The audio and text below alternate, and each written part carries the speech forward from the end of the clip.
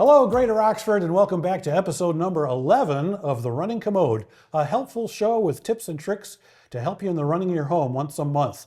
I'm here with my co-host, Eric Hodge. I'm the owner of HHI, Hodge Home Inspections. And I'm Mark Raymond, your friendly neighborhood property manager. Boy, you know, as a property manager, I know I experience this, and I'm sure you do too, getting into homes where you have all kinds of different types, lead, galvanized, copper, PEX. And sometimes all in the same house. Oh my, yeah.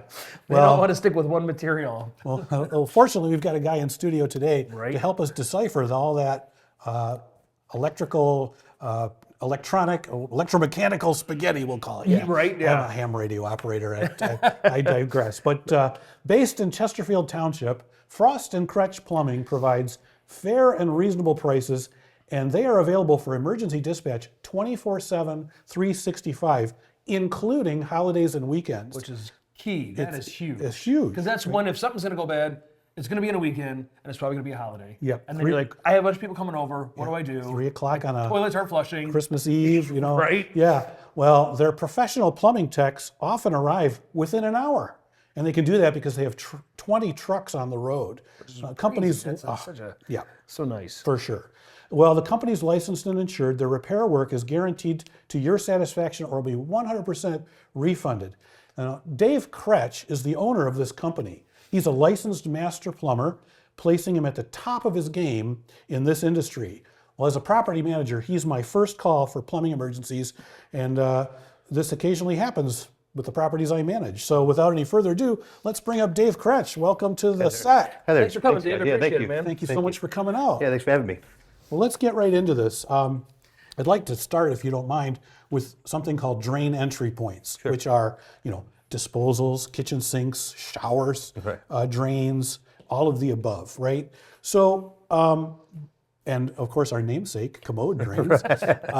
In all of these drain entry points, what kinds of things should you not put down them? Well, of course, kitchen drains. You know, it's big with the grease and food waste and all that sort of, especially excessive food waste, noodles. Like I said, grease, Whole Foods and stuff like that. Of course, that's not something you want to put down those drains. It tends to back them up relatively quick. Same thing with toilets, of course. Flushable wipes. None of those are flushable. Obviously, I'm sure you guys have seen it.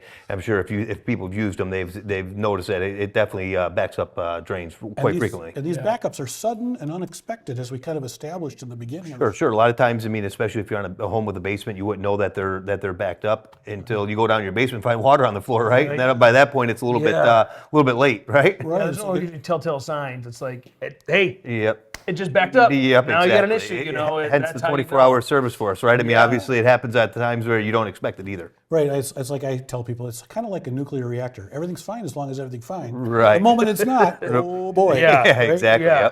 So the first line of defense in a backup is augering, correct? Yeah, correct. Yep, running a snake through there. Sure. Talk a little bit about that so people understand what a technician is doing when they come into the home and they're doing this kind of noisy work. And Sure. Yeah, so typically the first line of defense, of course, obviously you have a backup. You want to clear the backup and get the drains open and flowing again. The snake, obviously, just a metal cable with a cutter on the end typically, cuts out the blockage, gets it open and flowing again, obviously, gets everything relieved inside that line there. Yeah. Now, it doesn't get it. Go ahead. Yeah, say so. Because there's different. I know there's you can send cutters down there and expandable cutters, things like that. But do you typically? Okay, we got the snake through there. We got the water to finally drain. Do you guys scope it after that to kind of take a look, see what's really going on? Especially if we don't know what the cause was. I mean, of course, if someone says, "Hey, listen, my kid flushed a bunch of wipes down there," we retrieve them. Yes, we could still run a camera to make sure they're all gone, but typically we know the cause. Now, if it's an unexpected backup, hey, we've been doing everything proper. Now, so we have an issue. Definitely recommend it for a camera. Sure, yeah, it gives you all the answers because that's not an unknown for you. You know. So, and I come across because I do sewer scopes. When we're doing home inspections, it's nice we're all there at the one point. Yep. And I come across stuff all the time, and people don't realize how important the sewer line is. Sure. It's something they don't even think about. Yeah. But when there is an issue, is it always Do they have to always have a repair, or can they do maintenance, I guess, to prevent stuff from Yeah, I mean, obviously, the only time you need a repair is, of course, if it's broken, compromised, something along those lines. Yeah. Maintenance drain cleanings, of course, obviously are very good to do, especially if you know you have an issue with, say, tree roots or a known issue with the sewer. Yeah. Hydrojetting, which is a more or less, I explain it easily to everybody, saying, hey, listen, it's a high pressure, power washer for your drain lines. Yeah. So yes, the snake's going to go through there and break up what you have in there that's accessible to it. But the actual hydrojetting power washes it like you would, say, your house or your concrete, where it really cleans everything out 100%, solidifies it, washes it down. And the camera scope that he's talking about is an important prerequisite step before you just start hydrojetting. Oh, sure, 100%. Yeah, you want to see what's going on with it first. So yeah, that's at that point. Once you see what you have going on, you definitely know a little bit more as far as what route to go. Yeah, if you identify that line as not, and it's an iron line, right? Well, there's a bunch of different materials. It could be PVC, it could be iron, it could be clay crock. Right. There's an Orangeburg, but not that familiar out here. But yeah. But if you've lost integrity to the line, well, now you have to move to something else. Yeah, correct. Yeah, which is? What's that? Oh, as far as excavation, excavation, or a couple different options. But typically, the major repair is the excavation. Yeah. Of course, either A, break open the basement floor, B, digging outside, and of course, obviously, anything above ground, we know how to fix that without excavation. And as Eric rightly observes, a lot of people don't understand these lines are their responsibility too. Correct. Yeah. And so there are all the way insurance to offerings. city main? Yeah, typically, yeah. There's a couple municipalities still that do cover their separate leads per home from or building from their edge of the property too, but very few now. Most of them do require the homeowner or the business owner or the owner of the property to take care of everything all the way to that city main. Yeah. Yep. And when we come back, we'll establish a little bit more detail about the dig up right after this break. So thank you very much, Dave Kretsch with Frost and Kretsch Plumbing. We'll see you right after the break. Okay.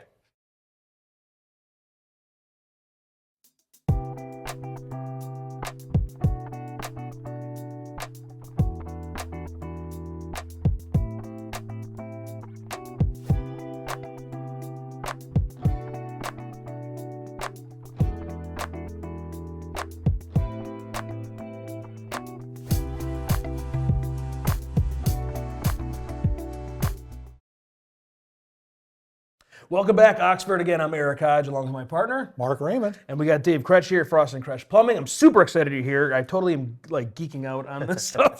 Because I do a lot of sewer scopes during the home inspection, and I come across a lot of damaged lines, compromised lines, things like that. And something I always tell people, and a lot of people aren't aware of this, is that there's a sewer line insurance you can get as a rider on your home insurance, because like you were alluding to before the break, most municipalities, you're responsible all the way to the city main. And that could be 20 feet, that could be 140 feet. And especially if you're going under roads and that, it can get expensive fast. Very quick. So that's something I'm sure you deal with quite a bit then. We deal with it. We deal with it every day. Yeah, essentially. But yeah, the homeowners policies, obviously every insurance company is going to be different. They have what's called service line insurance, which would of course cover your sewer, your water service, and then also backup insurance too. Of course, obviously you have a backup if your basement's finished or you have belongings down there that get damaged. That's a good thing to have, of course, obviously as The well. backup is different than the sewer line insurance. Correct. Yeah, those are two different Because policies. people think it's the same, and it's not. Yeah, They're two different. two different riders on the policy. Okay. Yeah, typically, yeah. Yep, definitely is. There's also service line warranty companies that do cover, the sewers, repairs, replacements, and all that sort as well. Cool. So without naming any brands, should a homeowner use a chemical drain cleaner to clear out a drain? Yeah, that's never a good thing for sure. I mean, especially if you have cast iron or steel lines. Of course, there's acid inside there. The acid just deteriorates, any kind of steel or metal. It's very corrosive. Also, for us coming in back behind it, if you put that down there, the drain's of course backed up. You're going to run into an issue where we have to get that water out of there, and now it's full of chemical acid, more or less that you don't want on, of course, your skin, your body for health reasons. Yeah, and then conversely, coming back into the house, there are ways to prevent sewer gas from coming into the home, right? Yeah. Can you share a little bit of tips and tricks on that? What, you're talking the traps? Yes. Yeah, the traps underneath sinks and all that sort. Sure. Of course, obviously, that's what everyone looks underneath their sink and says, oh, I see this big U-shaped thing underneath there. What does this do? Of course, Right. it holds water inside that trap to prevent any sewer gases from coming up inside the home. So you want to pour water in there periodically, Oh, yeah, especially if you sure. don't use that drain in a while. Yeah, for sure. Floor drains and stuff that don't get used, showers, bathtubs, whatever doesn't typically get used, you want to go through at least once a week. What I tell everyone: flush toilets, run water in tubs, dump water down floor drains. It never hurts to do that. And I've heard that you can keep it from evaporating quicker by adding a little oil or something to that. Yeah, Is correct. that- If you put oil in there, of course, obviously the oil sits. Cooking. Cooking. I was gonna say, yeah, cooking oil. It 10W30? Yeah, no, don't want that, please. But it does. It's lighter than water. I believe that's the chemical reaction with it. So it sits actually on top of the water, which prevents it from evaporating. Of course, because the water's underneath that oil. Right. So I wanted to jump in real quick because it's been a long time coming. We're actually going to have a warm-up coming. Yeah, oh, yeah. It's been so Yeah. frigid cold. Yep. And so along with the warm-up, we get all the snow that we have melting. So around here is very common, but not everyone has them, but most people have sump pumps and Crocs. Absolutely. So what do you recommend as far as maintenance on that and just general knowledge of Yeah, those? sure, absolutely. I mean, of course, obviously, any sump pump, just like a sewer, a sanitary or a combination sewer that you want to, keep an eye on as well, especially with these thaws coming. The groundwater around your home gets collected, brought into that sump pit. Of course, from that sump pit, the pump pumps it out to the storm sewer typically. But with the thaw that we have coming, we're going to get excessive amount of thaw and excessive amount of water coming in, and it's going to overwork those pumps. A lot of times, if your pump's on its last leg, it might bite it then, What is the average lifespan of a sump pump?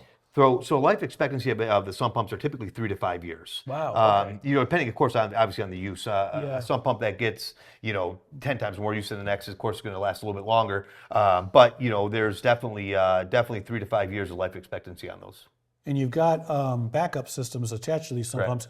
Hopefully. Hopefully. You should. Yeah, definitely It should. could be a battery backup or it could be a water backup. Correct. Can you just do a quick overview on the two different types and maybe the merits or pros and cons? Yeah, for sure. Yeah. So a battery backup, of course, obviously is just what it says. A secondary pump that runs off a battery.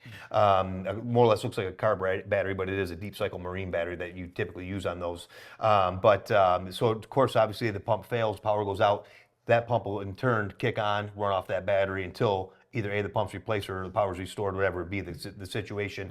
Water backup, of course, runs off of the municipality water system to actually activate that pump. So of course it's going to sit higher, and that pump's only going to run if the primary pump goes out or the power goes out. And of course, obviously, that'll run the water pressure of the municipality water actually turns that pump to actually run it.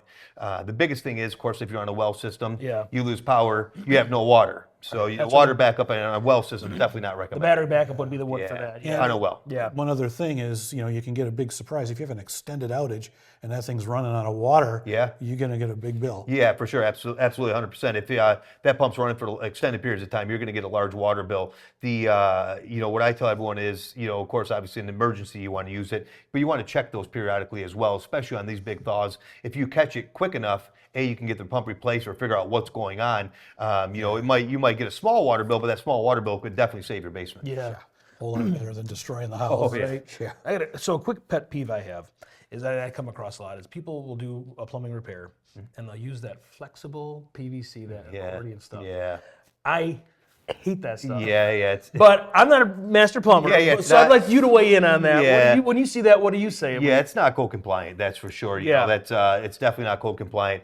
Definitely a big no-no. It causes more issues than not, especially in the short-term period. For sure. Yeah. And I'll open up under a cabinet and I'll see, and you can just see like the mold inside, it building up, and I'm like, and it's a short-term fix. Oh, for sure. It's not meant for extended use. Yeah, that's definitely not even, us personally, of course, we wouldn't even do it for a short-term fix, but it's definitely not a product you want to use. Yeah. Oh, good. I'm glad we're on the same page. Yeah. I see it all the time. Yeah. Oh, yeah. And I'm like, this is not good. A lot good. of times it's someone that doesn't know their homeowner doing that repair. Yeah. Of course, obviously, it seems way easier because it's flexible to get everything to line up. But yeah, definitely not worth it. Yeah. Okay. All right. Great. Yeah, good stuff. Good stuff. Well, so, obviously you do a lot of stuff that we haven't even talked about here. We're coming up Go on towards and the on and end. on about Oh, we could sit here for hours. Right. Water yeah. tanks, showers, sinks, Yeah. Sure. and commodes. I mean, look at that. That's right. Well, Dave Kretsch, thank you so much. Yeah, for being no, here. thanks for having really us. Appreciate Yeah, it. appreciate it. Yeah, absolutely. Yes. Really appreciate being on the Maybe show. we'll have to do a Glad- part 2 go and hit Yeah, the rest yeah, of everything for sure, else. yeah. Don't go away. And then you please all don't go away, because coming up in April, we're going to be joined by Linda Caldwell with Bill Miller and family to talk about water conditioning systems for all you well owners out there in greater Oxford. So keep an eye out for that when that show drops. Thank you so much for your time and attention.